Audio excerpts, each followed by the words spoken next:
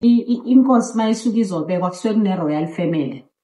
Uthi kukhokha kuba amakhosi awu5 kuhlehla kuzoba kuhlehla enkosini ekhothelwe kube ile kusho ukhokha lo. Ukuthi bona bahlala esigungwini se royal family. Or at least about 3 abavele lapho excluding abashana. Excluding thina lo mntwana akaphinda ngena sibeka inkosi. So ngabashana. So that royal family, royal family ekuyona umndeni wenkosi kuqala. That one in a trust, a specifically royal family, which is 10% of ukhosi. Every benefit yakhona isuke khona, they are entitled to 10% from khona. Bese kuthi u20% owabo ukhosi. Uma kufanele 2 to 30% lo from every development. It doesn't matter yini yakhele inkosi. It doesn't matter umasipala, it doesn't matter any government entity or noma ngakuyiphi sphere sika-government. Uma esendaweni yenkosi usuke entitled to that. But uhulumeni wethu ngiyaye ngibangome uhulumeni wethu akaZulu Natal unabantu abahlakaniphe kakhulu. Uye wakhanda into ngaphansi kakhokha ka local government noma ngaphansi kweoffice lika premier kaZulu Natal. Kunento ekuthiwa Operation Sukumasakhe. Operation Sukumasakhe ikhansela kuleyo ndawo lifike libe usihlalo walelo committee ehholo lakhe la uphethwe ihhotela lokwendaweni akuyona abazosebenzela kuyo. That's an office for ikhansela. Bese all departments asevisa umphakathi walapho. Ufana no operation wonke all departments asuke kufanele abe yingxenye lapho.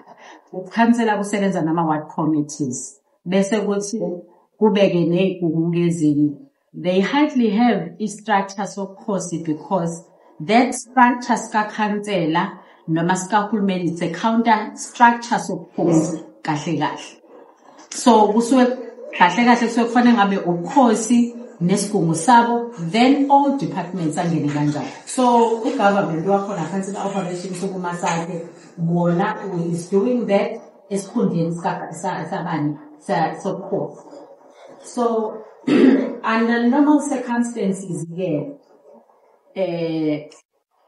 ngiyacela futhi kaMahlanga ngizocela lensizwa ingishuthe mina ngedwa ngikhuluma lokho. Lokho engizokusho ngizokuphosa ngesizathu sokuthi kuhamba across kodwa hayi umhlangano wakaMahlanga. Ngiyacela. So ngicela mina kuphela kule. So uma ke ukukhuluma nge-tender process already ukhosi uma ngabe umasipala udesigner i-tender kusuke kufanele lokho kuvela njengabo handicapped abakhubazekile fanele bathole so much, amasosha fanele bathole so much, women fanele bathole so much. Fanele ngabe kuqala kusuke ku30% othi uma kubukhosi acompete already kunama points a standard. Just like umuntu okuthiwa uma namuntu okhubazekile already seniyabadlula bonke laba bani ngoba nomuntu okhubazekile noma yena ufike ekhubazekile then we priority. So now ongenza ukuthi uma sithi inkosi ayikwazi ukuba involved kwi tender process vele bikade ngayi include ayikwazi uku-influence umeya on a tender process ethinta individual ngoba it's a business ye individual le esikhuluma ngayo. But uma sikhuluma nge tender process ake sithi catering or uzo supply stationery or bazokwenza construction ya something within indawo kamasipala. Umasipala ngenxa yokuthi indawo yenkosi ila sengena khona ke la seqhama khona ama-forum. Ngenxa yokuthi indawo yenkosi i-priority kusuke kufanele kuba abantu benkosi, not because kufuneka kube ne-labor. That's where silahleka khona. Companies azokuthi mangabe zo-invest endaweni yenkosi kushuthi fanele bazokuthi labo bantu bazobenefita ngoba kuzoqashwa. No, that's not how it goes. Ila ama-forum asuke sengena khona. Ama-forum angena la sethi Tina, we are entitled to 30% here. Lo 30% bave bathatha i-briefcase linjalo bahambe. So ukuthi service provider kusafanele asebenze kanti 30% wa everything esuka ingxenye yokwenzeka. Uma ukuthi kuyaqashwa, shuthi 30% entitled to abantu bendawo. Uma ukuthi kuya supply something, 30% iqala owabantu bendawo. So amadela kaZulu-Natal namadela ngokubona yibona laba 30% these forums asazi ukuthi ke la u7 konkosi ngaba awake. So uma kuthiwa 30% endaweni yenkosi, 30% iqala umthetho sisekelo wase South Africa mawukhuluma umasipala ukhuluma njengomuntu okufanele usebenze ngamandla endaweni yawo. Umasipala unayo indawo yenkosi, umasipala wakhile endaweni yenkosi for the purpose of serving ukhosi. So awukwazi ukuthi unikwa amandla ufana nomuntu oyi-tenant endaweni ye-landlord. The only landlord ekhona kulowo mhlaba kusuke kuyinkosi. Now uma ke sesikhuluma ngalo 30%, uma ukhuluma ngobukhosi before umasipala or any other entity within the demarcations athi inkosi, fanele ukuthi mawudesigner ngoba bona bayazi ukuthi mabe design ithenda yabo izothini. Awu design kali priority to course. Then that's why inkosi sikwazi ukuthi ikhulumise udaba lokuthi lama company lawa ya asiqinisekise provided they qualify. Akusho ukuthi ngoba inkosi sikhulumile sekuzinombani ngoba mhlambe ifuna ukuba muhle ekhweni kodlunkulu bese ikhuluma ithi hayi leya ayithola umsebenzi. Abantu kulokho kuzokwenza if abekho abaqualify for that, but at least somewhere kulaba akasithi consultant, but i-consultant engabi khona still must have something ezobenefita abantu bendawo ezobuyisebenzisa even if akekho qualifier endaweni, because that's another challenge where makuyi project edinga ama-engineers, i-bridge, bani obviously abantu bamakhosi abaningi abakufundele lokho, iskill abanaso. And uma design i-project ila sekuvela khona ukuthi ubukhosi iqale kubalekephi lokho abakucindezelayo. Uma design i-project isuke yazi ukuthi uma wakha i-mall or wakha any project enkulu mhlambe ithatha 5 years because of the processes ka-government asuke yenziwa EIAs and what not, kucheck ukuthi umhlaba awukho wetland, akusi umhlaba wokulima, akusi umhlaba wamadlelo enkomo, akusi umhlaba wokudlalela izulu and others. So that process yonke, that application, during that time laba ke irresponsibility of that entity is to capacitate abantu besizwe. Because within that period of 5 years, by the time iqali project, ngaba abantu bendawo bekwazile ukuqasheka. So yilabo bantu benama intentions wabo. Bafika sebethi the engineers kobe kobani, then abanye sekuzoba obani bashovuda. That's akusiyo ingxenye yokudevelop i-community labo, because umi development izendaweni yakithi. Akusikho ukuthi mall mayisikhona kushuthi ama-domestic workers ne-security ila abazobenefita khona. First and foremost, that project, 30% of that sibhedlela or that project esuke khona ama-shares of course. Whether bakhona abantu abasebenzayo noma bekho, but 30% it's ama-shares. Uma usukhuluma ngokusebenza ke physically, that's why you bring in labor. Abantu bokuqala baqashayo abantu bendawo. But not ukuthi all of them fanele kube abantu bendawo, because you can outsource the skill and what not. Ila isiqala khona ke bese kuba nama forum athi ngizokufaka nga so much, ngizokwenza ukuthi. But who regulates the forums? Ama forum angena ngefastele. Indoda enezibhamu nje eningi enamandla engasabi umuntu akangeni ukuthi la emgwaqeni wakithi imini bhokobhoko, then that's what is going to happen. But is the forum foreman now?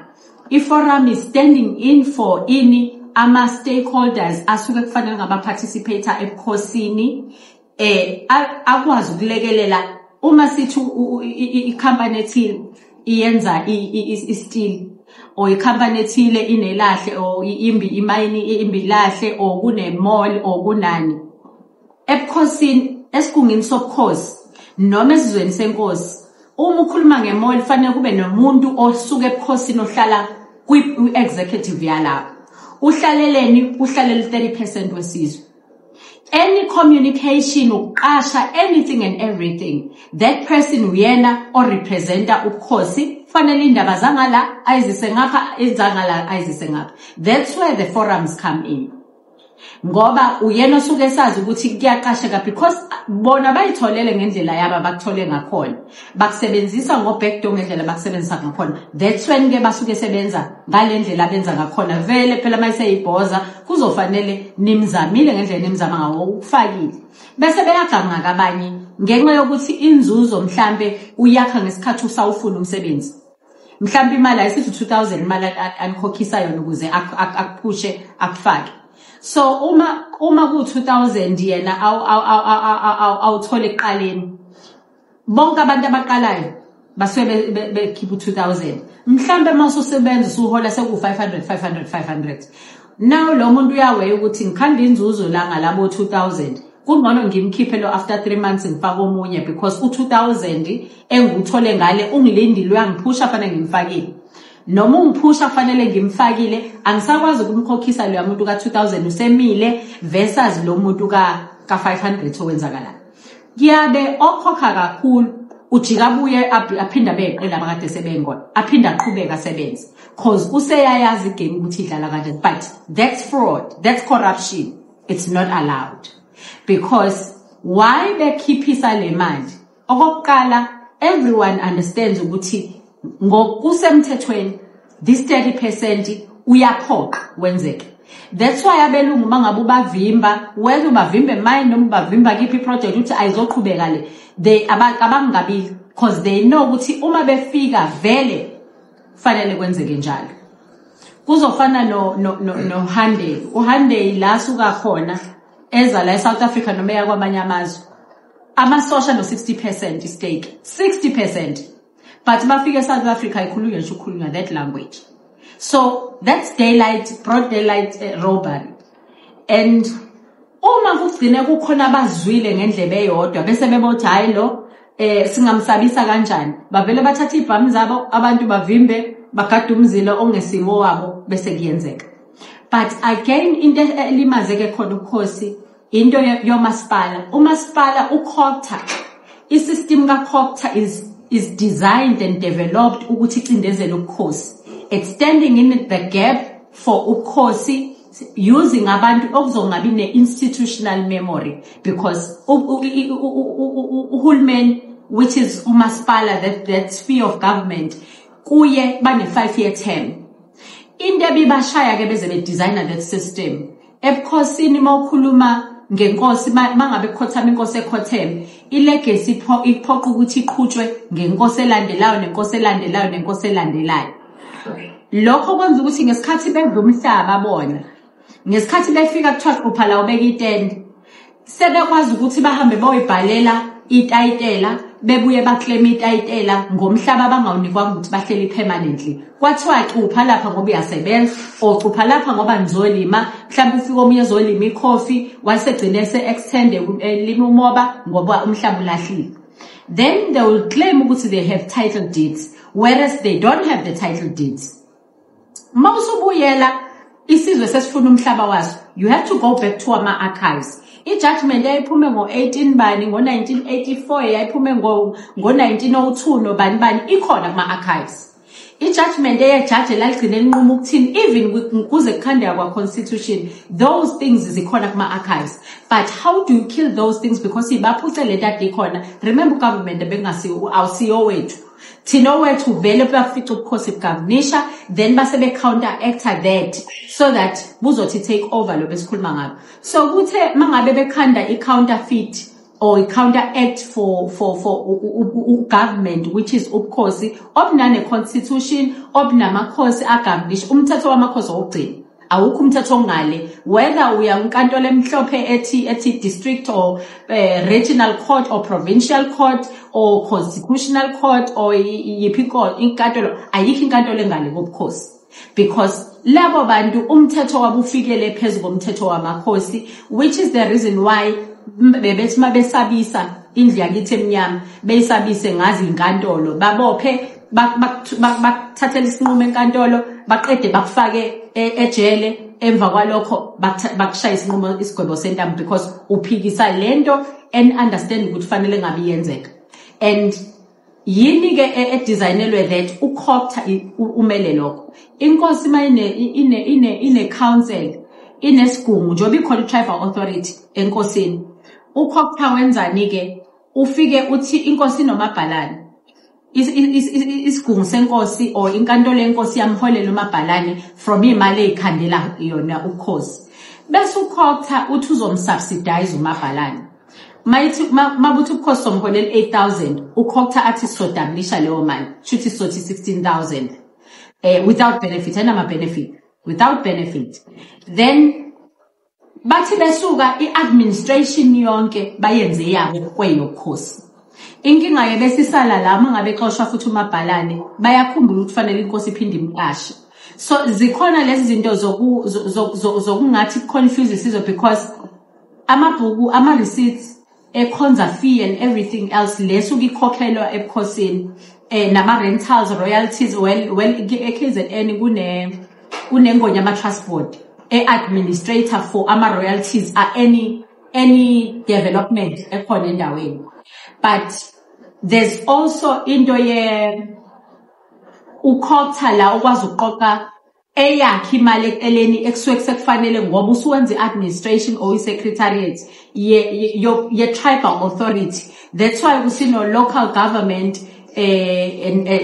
no traditional affairs within that khopta ngoba bona kwabo uku-administratela amakhosi but using abantu abazokhuluma ilanguage yabo bathe besuka bagcina bebeka amakhosi abo oselwa awabo not amakhosi oselwa because awabo bazokwenza lento efunwa yibona because they are being maintained a stipend so kuholela ukhosi then inkosi ke thola stipend inemgomo nembandela esuka ibekelwa ukhopta from development nani because fanele amandla enkosi ancindeke versus amandla council what the council's responsibilities are ama responsibilities of course so it's just a counteract for ukuthi ukhosi ngenxa yamandla omhlaba wabo ngenxa yamandla yeauthority abanayo which is above government lokho abangafuni kwenzeke rather council kube yilona elilethe izindlu nabantu baka human settlement akube yilona elifake certify yonke into sinesixeviso sako tribal authorities nesixeviso sako council i-council is just there temporarily but ke bakhumbula nini ukuthi inkosi namandla bakhumbula mangabe sekufanele kuphume lo esenyomfile sebefuna ukumitha isizwe because abasiholi isizwe senkosi the subjects are of course so mase benenkinga ile kufanele babuyele khona ebukhosini ila amakhosi kakwazi ukuba bemabe khona during elections cause usuke ngasekho osesihlalweni bonke bayingayingayi but they are competing for isihlalo now if they are competing for isihlalo who stands in a gap for a position yesizwe inkosi esuka ikhona inkosi I remove but the records agcine moshwe iloya loma ephuma because kusuke sekuqembu B after uqembu A bemremovile akasafuna ukuqhubeka nemisebenzi ebiyenze uqembu A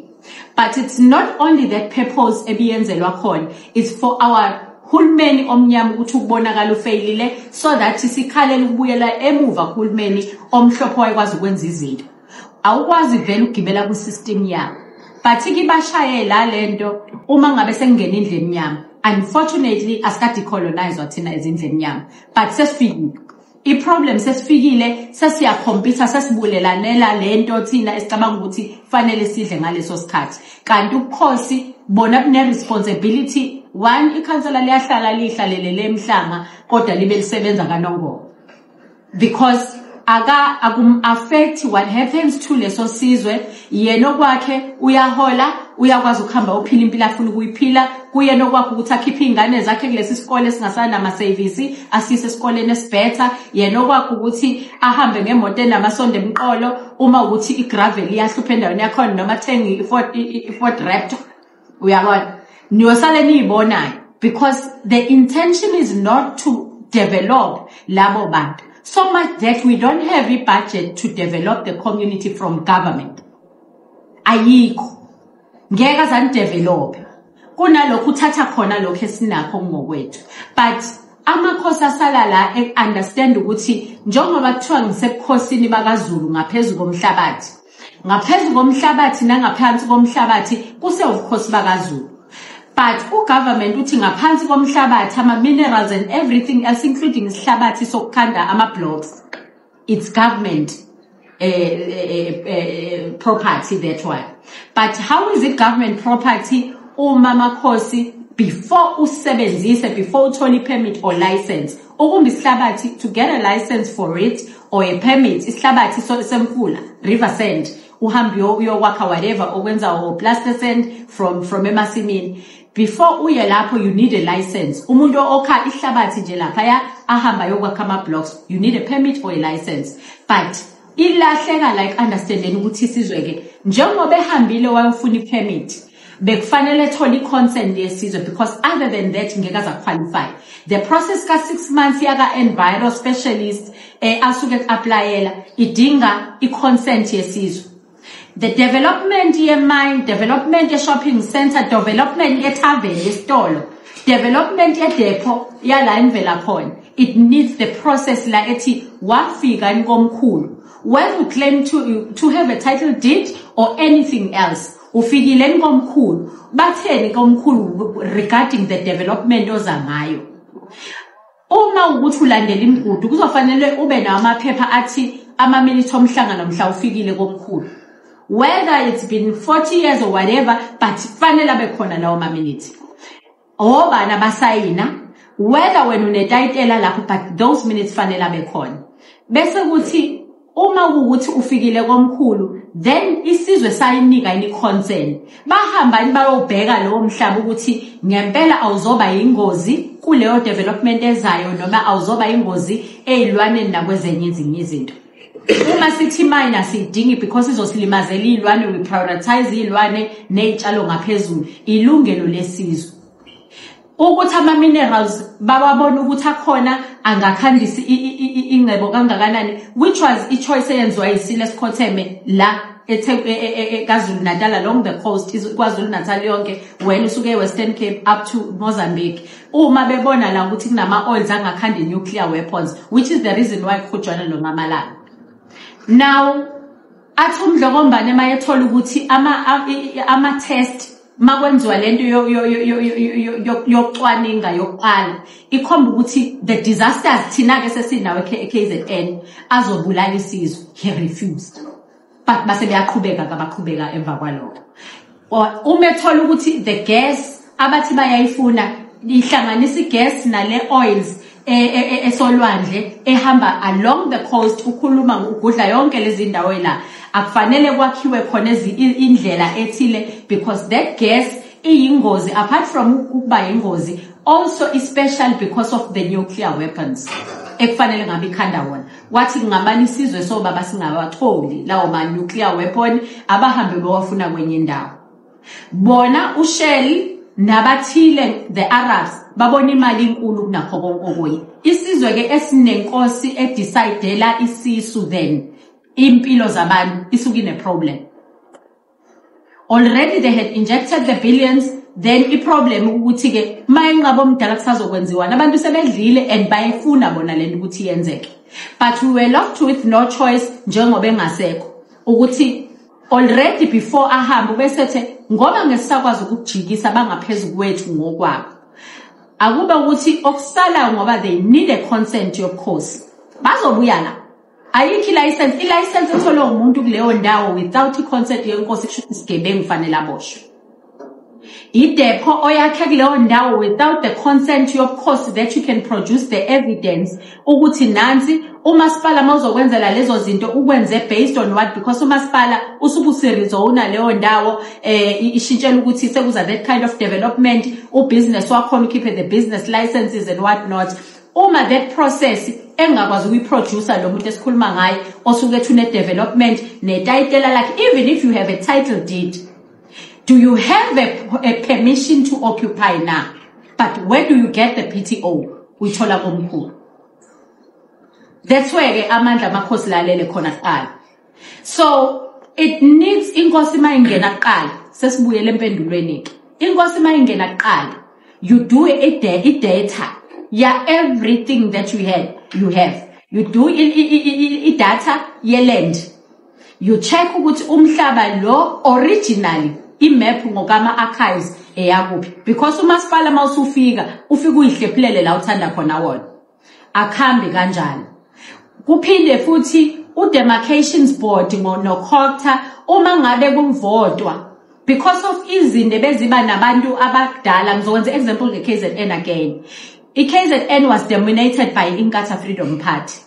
Ngenxa yokuthi besekufuna ukungena ugovernment ka-ANC, they decided ukuthi le ndawo naleli council elizovotelwa lapha ngenxa yokuthi kune stronghold kule yamizi ehluphayo egcwele inkatha khona, ayinqanyulwe phakathi so that izowela ngala, eminye iphindi iwele ngala, eminye iwele ngale, so that izokwazi ukuhlukanisa lesi stronghold salabo bantu bese kuwina lo winning. Then those demarcations, they confuse isizwe because abantu they think ama demarcations awe wadi, they confuse them nendawo yenkosi. Definitely inkosi ayiphethe ward 19 kuphela. Inamanye amawadi waphethe ngenxa yokukhulu bomhlaba. But ngenxa yokuthi they want to take lamandla lawa bawabeke bawa reduce to le level ezothi councilor lingaphezulu kwenkosi, then izogcina ibekwe kuleyo ndawo. Now uma ke sikhuluma ngokuthi siya profiler, it's profiling. Ba profiler kanjani? We'll go back to the structures of operations sukumasakhe. The operations sukumasakhe structure sine councilor no ward committee abagijima phansi. Or what committee in responsibility is to do the profiling, besebenza nama CCGs and any other officials asugethinda uhulumeni kuleyo ndawo benza umsebenzi wobukhosi ngobuhulumeni. So ubukhosi ke manje fanele bulandele ya data le yabuyilethe la. Isebeyenzile ngama resources wabo hure, but ubukhosi sekufanele bulandele data buyilethe la. Ikuphi kokuhlalisa inkosi esigungeni? Indawo yenkosi uma ngabe kuzi development, umasipala mawuthi une tournament, umasipala mawuthi ulethe ground, fanele mawuthi ulethe ground ku ward 19 endaweni yenkosi, fanele ihambe ngeprocess neprocedure yobukhosi and the profiling le yabona bayisebenzise through the structure esihedwa iCouncil, ngoba iCouncil is the subject of ubukhosi. iCouncil lifike sekuthiwa nanti iCouncil yelokuhamba cha. iCouncil ingane yendawo la ekhaya ekhonza phi ekhonza la ekhaya. Kushuthi yini le isubject yobukhosi. So ayikwazi ukuthi bese iba ngaphezulu kwenkosi ngoba sekuthiwa ama resources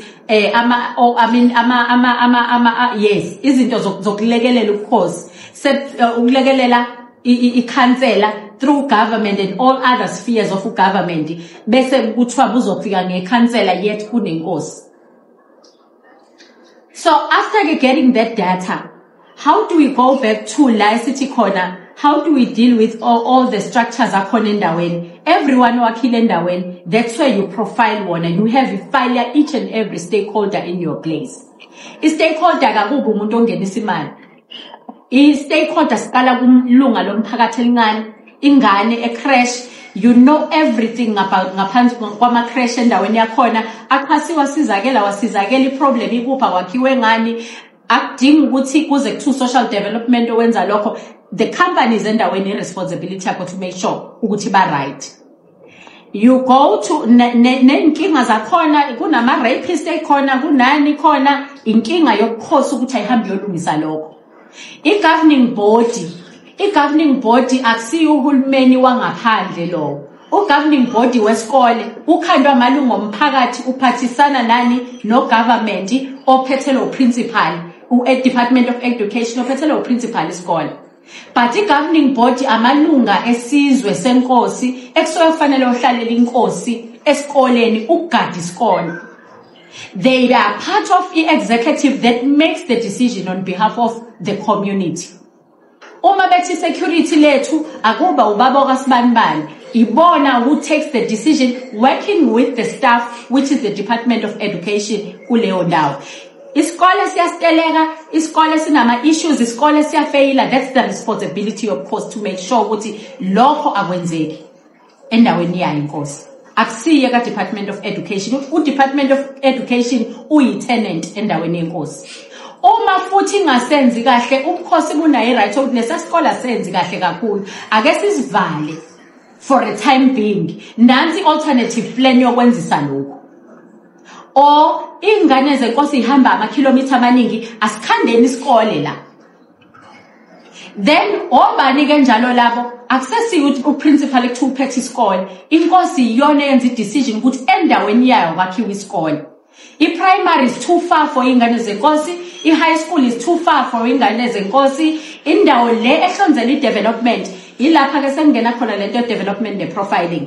Uma kuthiwa kunomuntu ofuna ukuzokwakha whatever funa ukuyakha khona, kunendawo ubukhosi obuyihlonzela specifically development, ikole, ama-ground, ama-hall lapha yakuleya ndawo yonke leyo nto iba nendawo centralized for that. To an extent yokuthi kuhamba kuplanela ukuthi ngelinye ilanga ngoba nama-garage ka-petrol, ngelinye ilanga ngoba nesibhedlela. So ubukhosi budweba iplan yabo, budwebela ukuthi all services must come to our land. All services. That's why government eforme lento your Operation Mbo kithi KwaZulu-Natal under Operation Sukumasaki, because all of these services, if it means there must be satellite offices, uma ukuthi distance ehanjwa ogogo Home Affairs baningi ogogo endaweni esigcemeni senkosi, then Home Affairs sub office must be there. It's a call yenkosi akusiyeka Home Affairs. Uma ubugebengu budlangile kuyindawo ezizinde esigcwele, it's a call yenkosi ukuthi akwakhiwe i-substation. Leyo ezoba i-mobile or substation eqinisekisa ukuthi izodila nobugebengu kuleyo ndawo. So it's a call yenkosi yokuthi laphaya njoba sithi kuzoba ne-development ethile fanele kwenziwe, akusiyo ikhansela, akusibo ini. Ithi inkosi mayisikwenzile nesigungu lesizwe sawo ngokuvumelana ngoba before ubeka abantu mabefuyile kuqala, isizwe kuqala before uletha abantu akuvele ukuthi umhlaba mawubuya bese mithathu zokwakhiwa bonke abantu. Abakhi lapho anakhi imogeni. That's why endaweni zamakhosi ingavumelekile ukuthi nakhi isilokishi kube umuzi, because umuzi ibhenke lomuzi isibaya, alikho elinye ibhenke. Njengoba kwenza umcimbi wakonkosi, isibaya bekufanele sikhiphe inkomo yokwenza umcimbi. Uma kulimalwa noma kwenzakala komkhulu ke njalo from time to time kuyahlatshwa. But uma uzoyifaka elokishini noma endaweni engasenayo amadlelo, shuthi leso sizwe sifile. Uma kuziwa komkhulu, the reason why ufika uphethe ngoba kuthi isisu somhamba singakanani singangensoyonyoni. Futhi akithi umuntu mayefika la fika khona isintu sithi akaphume ngaphuzila amanzi. But ukhosi angeke athathe inkomo zakhe personally enzele abantu lokho. I-reason yokuthi uma ufika ekhaya kamakhelwane noma wherever la uvashele khona uphethe uplastic noma isinkwa nedrink, it's because bazokuphakela uphuma uhamba udlile. But ngesikhathi bekuphakele bazosala bengadlile, nobolandela uzosala engadli ngoba wena ufike wadla ukudla kwabo kokugcina ngenxa yoku-understand isintu sokuthi umuntu uphume edlile la ekhaya. So inkomo ke noma imfuyo hlobo luni lemfuyo izathi leso. Isizwe singenaso isibaya kushuthi asikho. Ngoba inkosi mayiye emsamo wakasibongo sayo, iyela umndeni wayo owakhe egcekeni, iyela umndeni wayo isigungu lesiya samakhosi, ngoba kunezinto ezishiwo amakhosi before that ekufanele igcinwe leyo nkosi esiphila ngaleso sikhathi.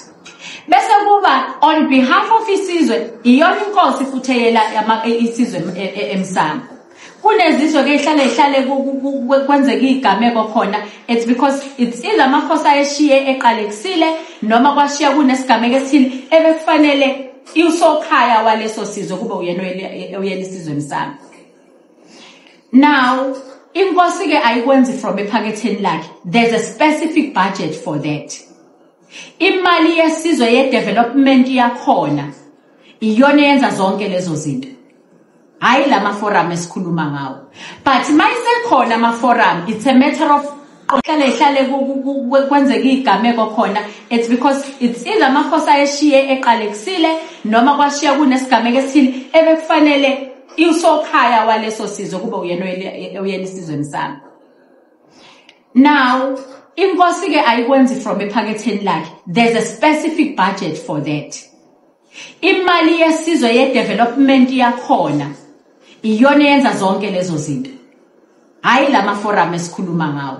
But mayisekhona ama forum, it's a matter of qondisa leyo nto kuphela. Ngoba already kukhona sesikaachivile, phela kungenzeka kube wenziwa abantu abarongi. But ingakekho umuntu orongi uma ukuthi wendlu yakithi emnyama. It's a matter of quantify kuphela ukuthi laba abantu abafikile omzobe bakubo nje esingabazi, you reduce that okwangaphandle u-edda okwangaphakathi ngoba already sebeyiqalile indlela ekufanele ngabe iyahamba and we understand umlungu. So imali yesizwe again kunemali ekuthiwa ikhonza fee. Uma umuntu ezokhonza konkosi, inkosi ya decide ukuthi hayi la sikhonza ngo300 rand, sikhonza ngo500 rand, sikhonza ngo5000 rand, ngoba sekuya kunendaba eningi. Kube nemali ethinta iphoyisa lenduna, but the rest imali vele ithathwa ifake ukukhokha. Ila ke umabhalane esebenzisana uyena ophethe ama receipts, inkosi ayikwazi ukwamonitor, ayikwazi ukwenza lutho ngoba usebenzisana ne district manager kakhokha noma nama officials amanye noma nomabhalane we district besidliwa in between. Imali kade iqoqo iminyaka yonke iqhubeka unyaka nonyaka. Uma sekubuyiswa amabhuku sekufanele kufakwe imali yesizwe ngoba isizwe asiyifakelwe imali kwi-account isizwe nansi asambe so withdraw cha. You requisite ucela igede lenkantolo yenkosi, nicela ukwakha i-toilet lenkantolo yenkosi, again labentshontsha khona. Bahambe bolanda service provider wabo, bamenzise lo msebenzi, inkantolo ngithi sikutholile kufunayo khona. Bona they don't care. Ngoba bona that's where bephila khona, bedla khona. Kodwa rightfully so okobukhosi lo. Now, isizwe lesesiprofile science data yakhona. That's why sesikwazi ukuthi we have a budget ethile, how do we use this or how do we utilize what we have as isizwe? That's why sikhuluma nge-development. Uma kunesikole that we feel in it ukuthi ingane seyifundela phansi kweclass noma ingane seziwu93 eclassini, asambe siyokhandela isikole iclass. Acting ukuze kufike ubani u-Department of Education. That's why they centralized everything to ise head office or nutrition akophakela ingane njoba sebeyidlila imali ingasahola imuntu. Then emva kwalokho asisakwazi ukuthola development endaweni yethu. Vele akusiye yabo, it's vice versa. Ngiyacabanga sisahambisana. So ilandwa ke ngokuqala kuqondiswe ubukhosi aqondisa ama structures wawo. Isigungu senkosi sikhona isigungu not because sama members e-trust cha. Isigungu sikhandwa induna zenkosi namalunga okwengeza engabe representa each and every department or each and every stakeholder engabe ukhuluma ngensizwa amabutho, engabe ukhuluma ngobaba, engabe ukhuluma ngesiphithiphithi omama, we call isiphithiphithi omama kaZulu, engabe ukhulumela omela amatshitshi, engabe ukhulumela omele ama education, okhulumela omela agriculture. Isigungu senkosi sikhandwa lapho bese kuba close ones abangabi ngaphezulu ka14. Kunalaba abamalunga akwi-database noma akwi-payroll kakhokha, which is induna specifically under inkosi. esinye isigungu siyanikwa imali sokuthi sifikile saparticipate from isikhwama sobukhosi sifikile sazohlalisa isigungu njoba sifike saparticipate khona. So transport and ama-meals for a day, they are covered by isikhwama sobukhosi. That's the structure qala. Then bese kuba-ke isigungu esikhanda i-royal family. Uma inkosi singasabehave ngendlela, inkosi iyasuswa. Icela ibeke eceleni kubamba okufanelekile, whether ulibo noma kusilulibo. That's why i-behavior yenkosi ibalulekile, ihambisana nokuthi yebo inkosi yesihlahla, but inkosi iqala uyena baba wawo wonke umuntu okhona esizweni. So i-behavior yenkosi yingakho mhlambe ebukhosini bakaZulu bebeqiniseka ukuthi iqala inkosi iganiwe, because akufanele idle budlabha la. Uma inondlunkulu ikhaya lesizwe liyahlonipheka kuqala lapho, ngoba ine-responsibility yokuthi yona kuqala ukuyiphatha kwayo kusho ukuthini. That's why inkosi fanele niyiphathele izidlo ekhaya, ingaye ethaveni, ngoba izodayisa nezinto zesizwe mayisidle kahle, izoba vulnerable ilinyazwe, futhi kuwubudlapha kwakhona kusabunuka ukuthi idle la kudla khona wonke omunye umuntu. Besides i-entity ebalulekile esizweni, uma kungathiwa ihambe ithi yophuza ubhiya yayisifakelwe into akekho yokwazi kwenzakaleni, kanti ubhiya ofike egcekeni uyaziwa ukuthi ufike nobani, kodwa futhi inkosi ayiphuzi wona lowo bhiya. Lezi zidle ezifika komkhulu makuthiwa kuya uma enkosini awuhambi ungaphethe lutho, ngaphandle komngenandlini ukuthi ufike nesinkwa nodrink, kodwa ibhodlela ngenxa yokuthi inkosi iya emsamo wamakhosi iyaphahla iphahlela isizwe. Akusiyo ubhiya ozophuzisa inkosi noma ibhodlela isimehlane senkosi, cha. Eyokwenza umsebenzi wesizwe, noma igcina ibeka kuba kuningi, ibekela ukuthi mase kufanele iye emcimbini wesizwe isebenzise lokhu, hayi ephaketheni layo. Again, ibekela ukuthi kunabantu abasiza inkosi egcekeni, kunabantu abaholayo, kunabantu abangaholi. Laba abangaholi, inkosi mangabe kufika ekhaya konkosi kuhlale kufudumele, amadoda endawo nje kuyagaywa every day komkhulu. Kugayelwa amakhosi aphilayo nangasekho, kugayelwa nabantu bendawo laba basiza inkosi egcekeni. Akufanele ekhaya konkosi inkosi kuthiwa ihambe yoqasha umuntu ozogunda utshani. Kantini umsebenzi wamadoda esizwe?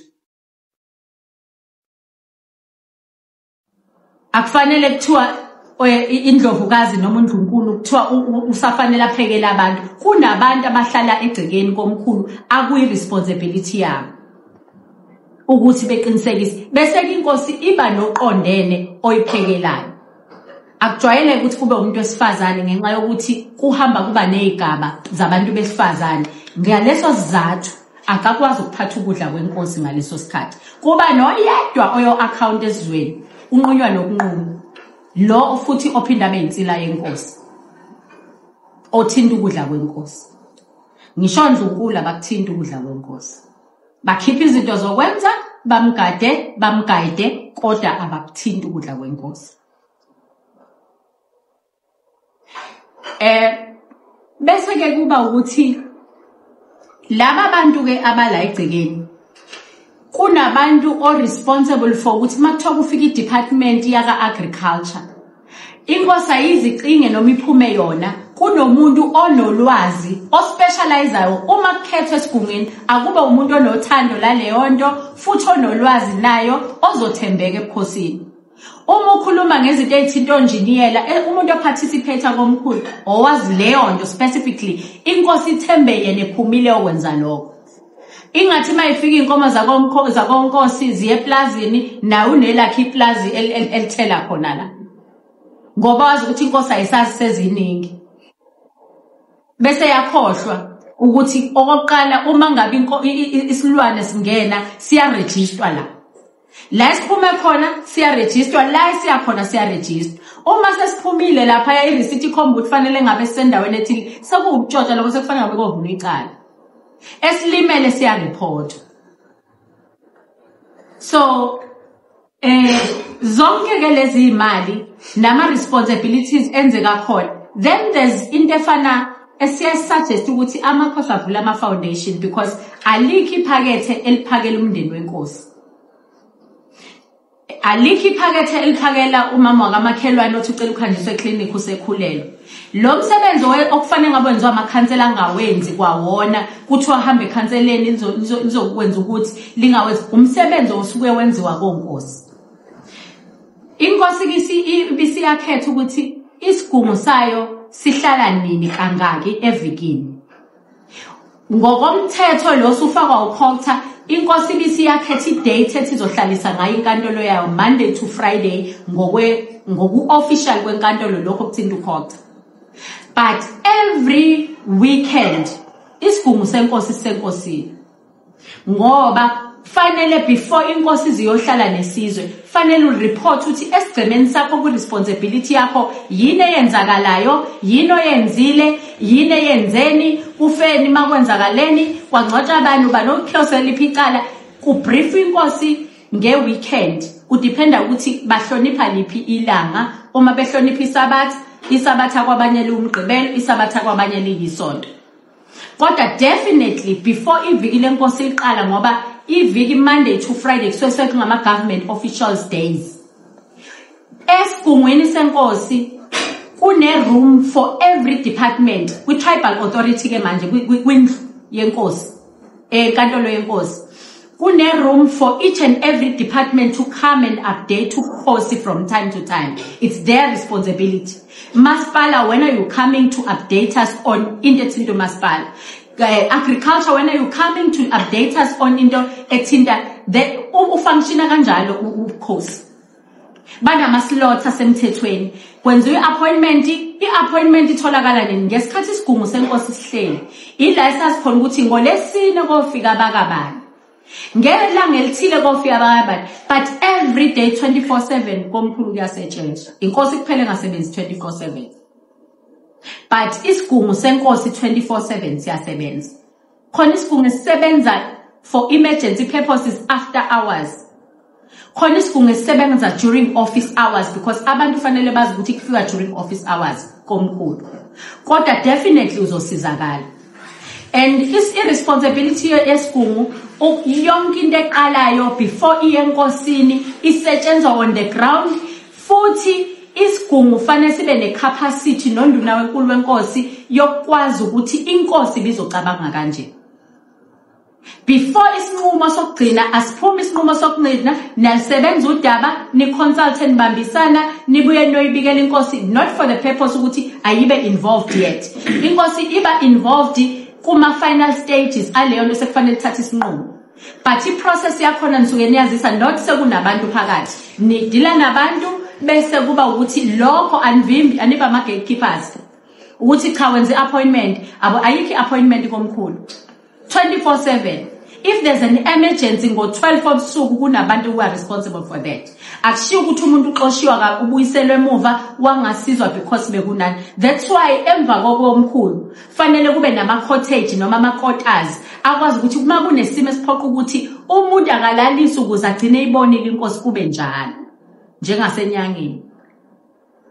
Alindele kuselindela. KwaZulu kusejuba. Tholo gogo abadala nje abasuke ngobuhlakani utshela ukuthi lezazalukazi nje kaleza dengenini lezazalukazi kanti yona intelligence yakomkhulu ke le isuke isaphenya ukuthi lo muntu akazile uzobulala inkosi kuqala asimthatha umuntu simvulela igate isuke isaphenya ukuthi lo muntu usuka phi uba uzogogogo phela bavumelekile nomkhulu kuza noma yini ngasikhatsini ayikho into abayifuna wena konje wawuzalo bani lapho gijima nawo nje intelligence uqedile by the time ufika la udluliswa khona kade beqedile. That's the responsibility yasejuba. That's the responsibility yalesi sigungu intelligence yakomkhulu. Then sebeyazi lapho khona ngisho abantu ababhekene impilo nenhlala kahle yenkosi ngokwesintu abashaya ngisho unkatho for inkosi ukuthi kufanele ladlule noma kufanele la uphetheni mhlawumbe uyiphethe ngozipho makufanele bamdlise nje ukhamba hayi wethu komkhulu phela akushiya ukuthi inkosi uzoyibona ngo10 alikho appointment enkosini uzoyibona nje mhla usuyibona isikhathi oyibona ngaso futhi awuzi enkosini une appointment enye ngaphezulu uyahlala nje wazi ukuthi uzohlala awuzoshusha umuntu uzolinda uzohamba ngeprocess yakho na while they do what they need to do as a process yakho kiye khambe kanjalo. So lezi zinto ezinye izinto ezilungisekayo abantu will always come with ama proposal especially if kuukuthi inkosi yintsha ngoba abantu abane institutional memory either bafike baganga noma bayathembekile ebukhosini so bafuna ukungena kabusha enkosini efika ngoba khona de bevele bevalile o laba kade bevele beganga khona bafuna ukungena nabo ngoba iyafika inkosi. So it needs again the advisory council. Advisory council ikakusiba abantu abalambile ebukhosini. Abantu ukuthi inkosi noma kuthiwa iqayekile abakwazi ukuxoxela utraffic ukuthi inkosi ayinawo petrol. Isigungu lesi esiphezulu esine responsibility engesiba abantu abalambile kufanele baqaye mayithi inkosi kufanele ngiphuthume endaweni ekuthile ngibukhelana. Irresponsibility advisory council uma ukuthi inkosi ine problem personal irresponsibility ye council leyo ke kuba abantu ke abanegama abanesithunzi esihlonishwa abanegalelo abanendlela yokuyiphatha futhi abangaqakekile abayimele akubi noma ubani advisory council but again ba specialize endaweni ethile because ba sort of umgogodla wobukhosi kodwa futhi abasiba abakhona ebukhosini baba khona abayingxenye yobukhosi but kube nabantu ongena interest personal ngoba waze wana interest personal awusaqualify ukungena kuleso school akazi ngisahamba nami egumini esengiyibali lezi zizonke uhamba ngebhandi so into enjengaleyo impilo kayenkosi ayiphileli mhlambe enye into esiye sagcina sithi sikhamba ukuthi amakhosi especially amancane agcine nenkinga yokuthi agcine efuna ukucommit suicide because ngesikhathi ukhulisela ukhosi uyingane esihlahla kuyazi ukuthi mhlambe at the age of 19 or 21 ngesikhathi amakhosi angena ngaso vele already ingcindezi yogogo nomkhulu isikhomba uNdlunkulu manje ngoba uzongena esihlalweni ngaphekwa lokho it's a choice mhlambe abantu abadala engesiyone yakho lo wakho Rose omthole esikoleni omhlophe la ekhaya akasafuneki ngoba amakhosi afuna uNdlunkulu wamakhosi ozokwenza umsebenzi waseNdlunkulu. Iqala kingcindeze awusaphila impilo yakho awusahambi wedwa awusaphili ilifestyle oyifisayo kufanele noma kuthiwe ngabe uthi uyocheck abangani okade uphila nabo uhamba ipackage ngoba kunabantu ababheka impilo yenkosi abane responsibility yokuthi kushuthi abantu engafanele makuna anything enze inkosi kufe bona kuqala aba account issue account abafaqala bothi kuchaza ukuthi kwenzakaleni vele abasekho bona suffering now including ukudla kwenkosi before inkosi idle kuqala bona asiyazo kufa bona kuqala yakhala bekufeni kufa traffic iqala kufa traffic iqala so traffic akufanele mawuthi unesisi sengwenya esigaya senze ngendlela yaso nesenkosi ke fanele zisho ukuthi seyesengwenya ukuze inkosi ingakhothami une responsibility njalo ne crew yonke hamba khona labo bantu they are part of the intelligence and the tactical team and the advanced team. Inkosi ayithi yala iyakhona ifike kanye nabantu efika nabo futhi bona belandela ngemuva. Kunabantu abahambe eqala abayoba yinhloli. Njoba behambe eqala beyoba yinhloli bona ba communicator nethimba langale. Hayi emafonini. Khona bazobuyela emuva beyosho isimo sakhona iplan siphuma ngapi mase konakele sekuphuthuma. La isiyakhona. Ngoba amakhosi abulawa kucatsha ukuthi imndeni wabulele kanti abantu abasuke befuna into abayifuna inkosi kubonakala ngathi simendleleni.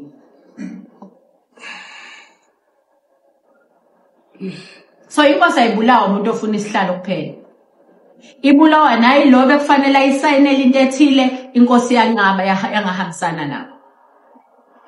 Which is the problem because sithola kubantu abaphethe ama-file or high profile people because baqale becinge ithini motive because already babona ukuthi umhlaba ukhe emakhosini bayibona imali ayize enkosini bayasibona isigodlo sakomkhulu sakhiwe pho inkosi ibulaweleni shuthi ibulawa umndeni no there's no such inkosi imendleleni yabantu abarong umndeni ungayibulali nomnini inkosi uhlala nayo anytime futhi akholula because nawe usukuphila ngayo inkosi so inkosi esuke yenza izinto zenzeke kunzima ukuyibulala ula igcikeni because you are a beneficiary through the structures are officially futhi that they are entitled to honor unapologetically so.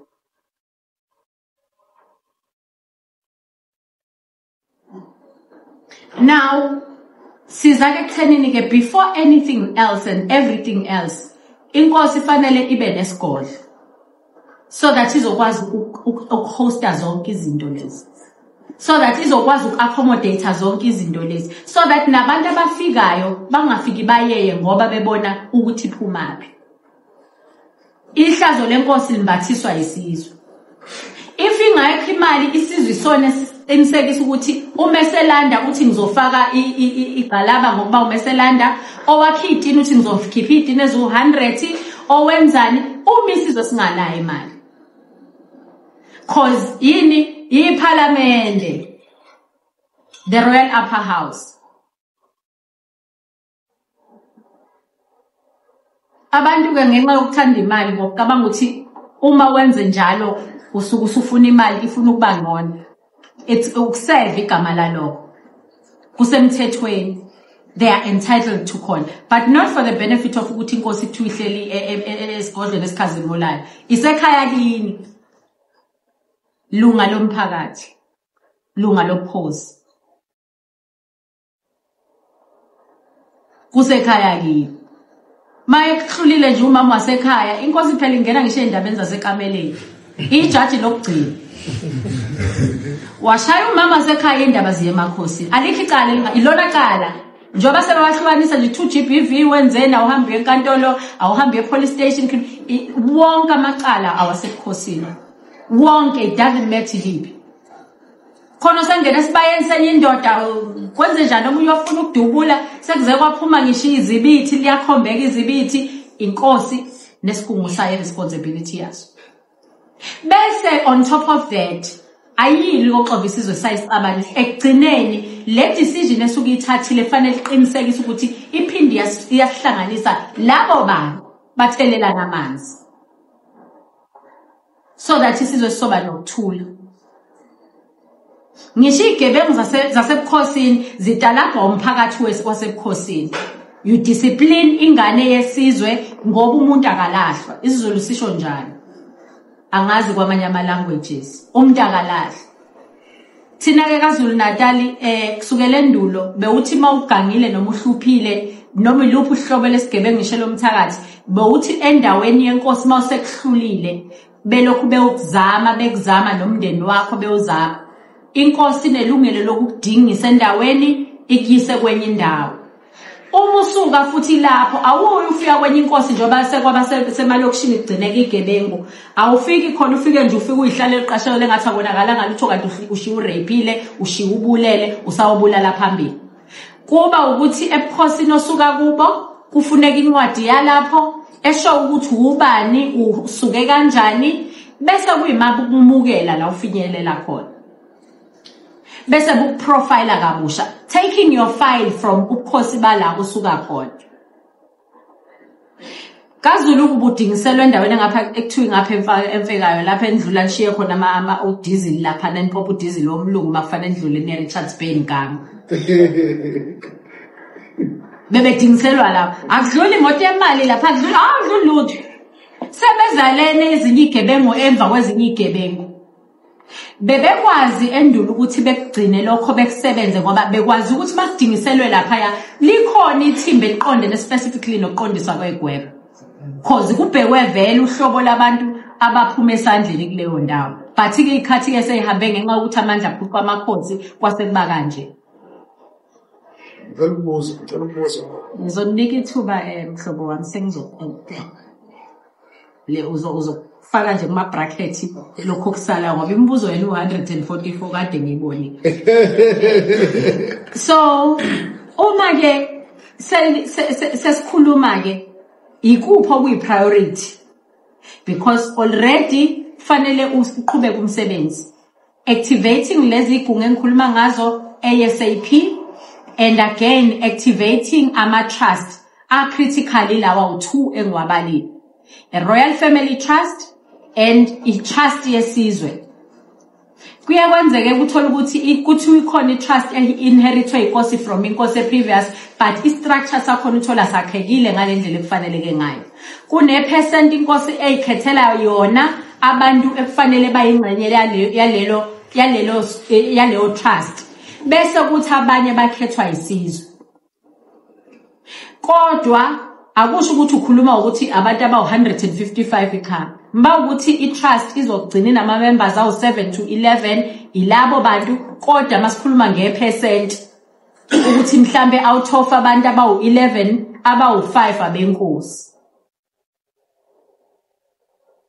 Then i-trust ke yakonkosi inkosi ekusuke sekufanele isebenze nomndeni wayo. Zonke ke lezi ezinye izinto once kwa formalize ka these structures zilula ukuthi ibuyiselwe in place because it's the very same makhanda ahamba yokwenza lo msebenzi ngoba fanele babizwe beze komkhulu bese beqondisa lo including everyone ke oyitenant konkosi ngoba abanye baze ngomsebenzi nangenye indlela. That's why you know ukuthi we have foreigners amangaka. Inkosi ya decide ukuthi ifuna ama foreign ezweni layo ngesikhathi umndeni wakaZulu wanda ngizala ingane iphuma ihambe yofunde primary yalapha ihambe yofunde high school yalapha eventually izozala ngizoyikhiphela lapha ingane yami because mina ngidecide ukuthi kwakho omunye la. Does it mean lesi sigceme esiba nomndeni wakaNgobeso wakaMhlongo wakacelo wakabani asisezoba khona yini isigodi nesigodi because definitely osuke mdala lapho usuke ehlele endaweni yobaba mkhulu sekusho ukuthi wonke komunye umuntu oseduze la kwazi uqhamuka omzobe noChirware nomfukeng lapho bakhona kodwa baprofiliwe bawobani futhi bahleli temporarily. Awukwazi ukunika iPakistan umhlaba wokwakha isitolo permanently endaweni yenkosi.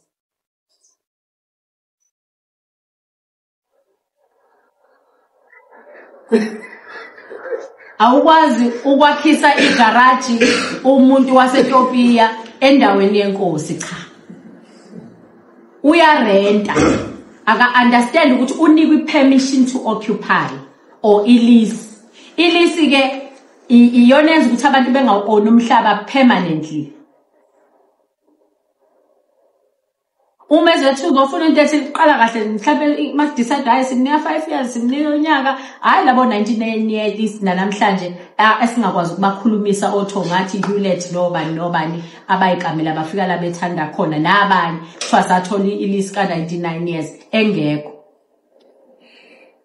That's how they change umhlaba. Cela ukwehlela ngezansi. Ngiyazi.